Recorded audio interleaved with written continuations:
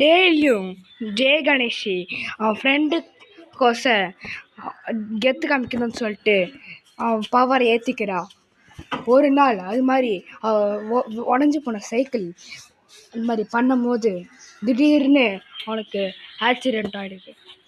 ஐசியூவில் சீக்கிரமாக நம்ம ஜெய கணேஷியை கூட்டிட்டு ஐசியூவுக்கு கூட்டிட்டு வந்தாச்சு. இவனுக்கு இப்போ இன்ஜெக்ஷன் போட்டே தெரியும்.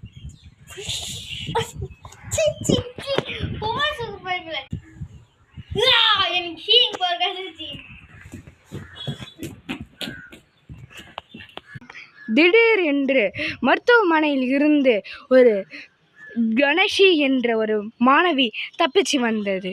அந்த மாணவியை இப்ப பார்ப்போம்.